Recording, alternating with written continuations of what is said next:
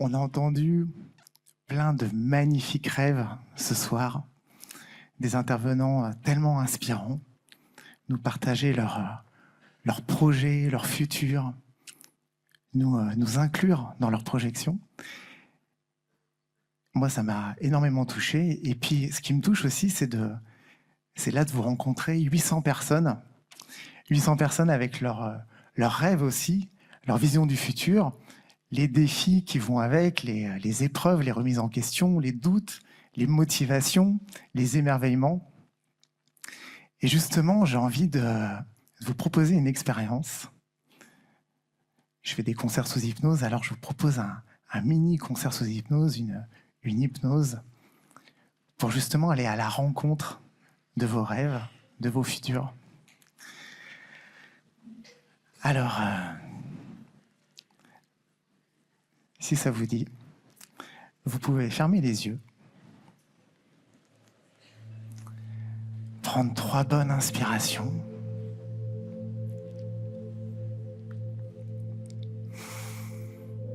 chaque expiration vous libérant des potentielles tensions qu'il pourrait y avoir, chaque inspiration vous nourrissant, vous connectant un peu plus à vos rêves. Les yeux clos, laissez ma voix s'approcher un peu plus de vous, comme vous laisserez tout à l'heure les sons s'approcher un peu plus de vous. Laissez un sens en moins éveiller un peu plus les autres.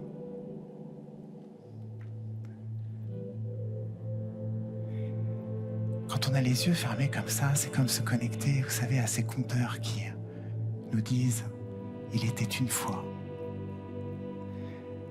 Et là, dites-vous plutôt « il sera une fois ». Je vous propose de vous connecter à votre futur dans 5 ans. Imaginez ce que vous pourriez être dans 5 ans.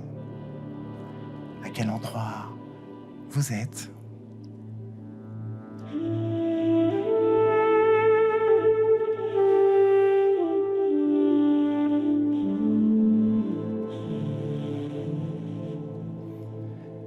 Est-ce que vous êtes seul? Avec d'autres personnes? Quels sont les sons, les silences dans ce futur à 5 ans?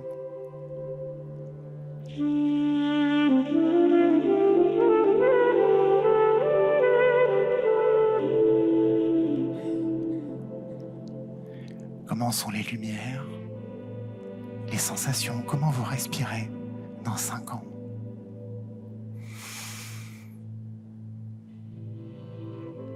Qu'est-ce que vous avez déjà réalisé? Qu'est-ce que vous êtes devenu? Comment vous avez vieilli dans 5 ans?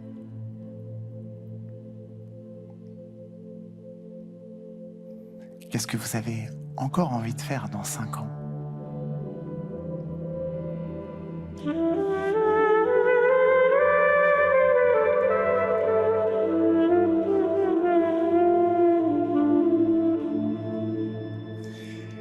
Et maintenant, je vous propose d'aller encore plus loin dans le futur. Je ne sais pas comment vous vous représentez le futur.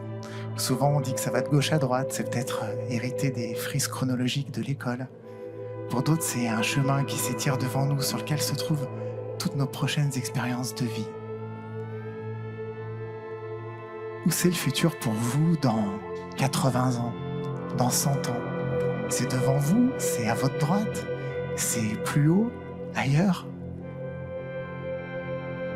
Où il est ce futur pour vous? Et allez-y maintenant. Allez-y maintenant, dans ce futur à 80 ans, à 100 ans. Comment est devenu le monde dans 100 ans? Survolez-le, survolez les océans, survolez les montagnes, les plaines. Regardez le ciel. Quelle est sa couleur? Comment vous respirez dans 100 ans? Comment sont les villes? Allez dans une ville, laissez votre subconscient, votre imagination créer la ville dans 100 ans. Avec peut-être des voitures nouvelles ou encore d'autres moyens de transport. C'est quoi la mode dans 100 ans? Comment on est habillé? Comment on communique? Ressentez ce que ça fait à l'intérieur. Comment vous respirez? Comment sont les sons dans les villes, dans les forêts?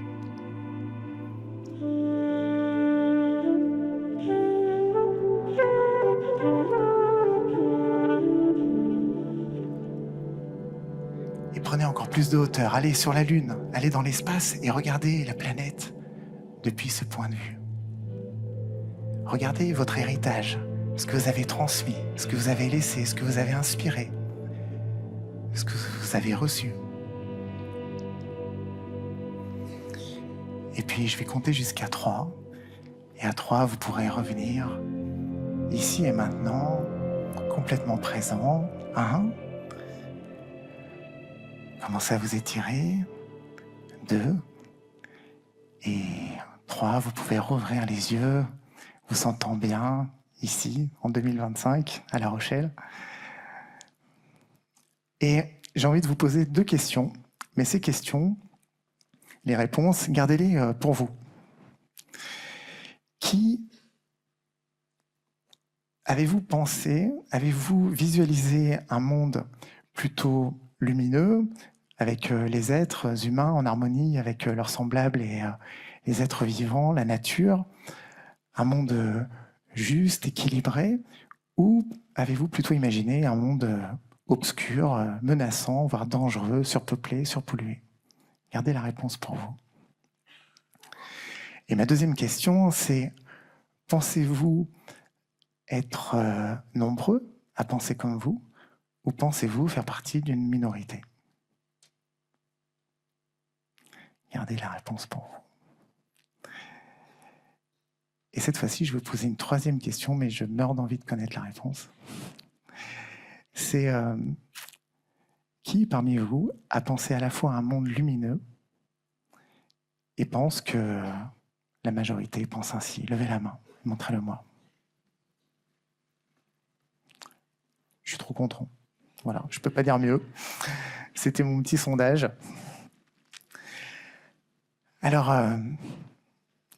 les neurosciences nous disent que notre cerveau ne fait pas la différence entre la réalité et une visualisation intensément pensée. C'est-à-dire que si vous imaginez, vous promenez dans la nature, les mêmes zones cérébrales vont s'activer que si vous y êtes réellement. C'est ce qu'on appelle la neuroplasticité. Nos pensées, nos intentions, nos émotions reprogramment notre cerveau à chaque instant. C'est ce que pratiquent les sportifs de haut niveau, les artistes, les patients en voie de guérison. Avec la visualisation, ils peuvent améliorer leur performance, leur temps de récupération et même la cicatrisation. Ce qu'on sait moins, c'est que la visualisation, c'est quelque chose qui s'entraîne. Au début, quand on visualise des choses, il peut y avoir des petites erreurs, des doutes. La pensée peut commencer à virevolter, elle est volatile et nous emmener ailleurs. Voilà, il peut y avoir des erreurs. Finalement, on commence à penser ce qui est le plus probable, mais on sait moins penser le plus désirable. Alors, tout à l'heure, j'ai beaucoup aimé ce que nous a dit Eric, vous savez, l'ancien pilote de chasse. Il a demandé à ceux qui voulaient réaligner leur boussole, à ceux qui voulaient continuer de s'émerveiller, de se lever. Et moi, j'ai envie de vous proposer à tous ceux qui ont envie d'apprendre à encore mieux aligner leur boussole, d'apprendre à encore mieux programmer leur cerveau, à créer le futur le plus lumineux, à ceux qui ont envie de se préparer, de préparer leur corps, leur esprit à réaliser leurs rêves, parce que finalement, on a compris que chacun de nos rêves compte dans la balance et que tous les rêves sont super importants. Eh bien, je vous propose de fermer les yeux à nouveau quelques instants. De prendre 3 bonnes inspirations et de retourner dans son temps.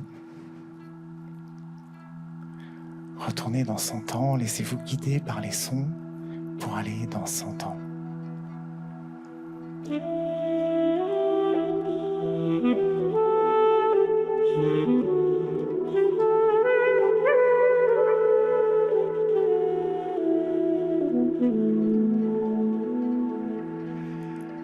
Et regardez le monde qui s'améliore.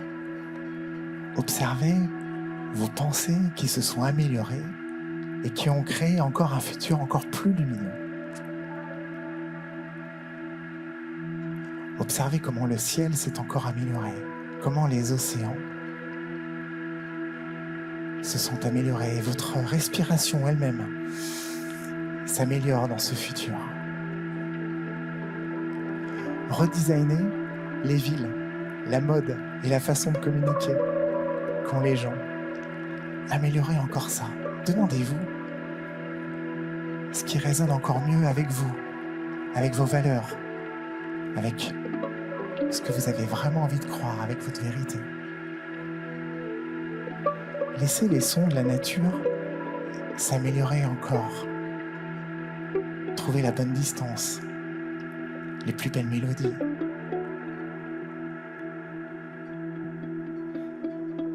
Et ressentez votre connexion au vivant.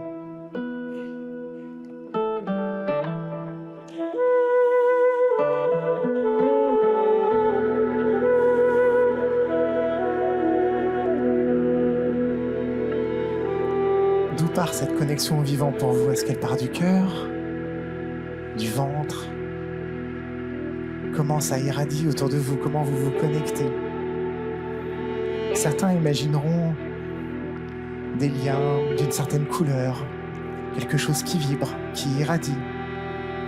Il y a ce scientifique Rupert Sheldrake qui dit qu'on baigne dans un champ morphique, là où circulent des informations, des idées. On s'y connecte, tous d'une façon ou d'une autre. Elle nous informe, un champ d'information, la conscience.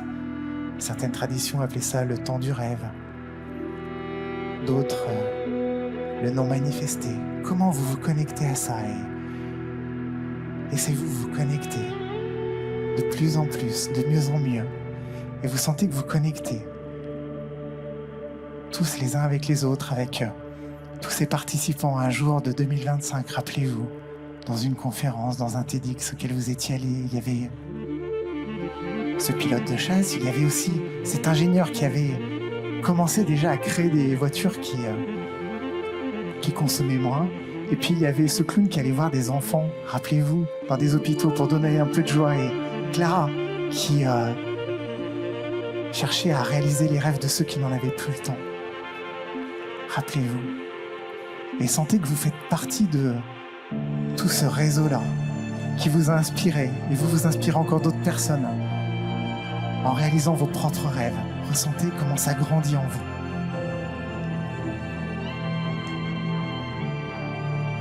Et laissez encore grandir ça, respiration après respiration, sur les sons.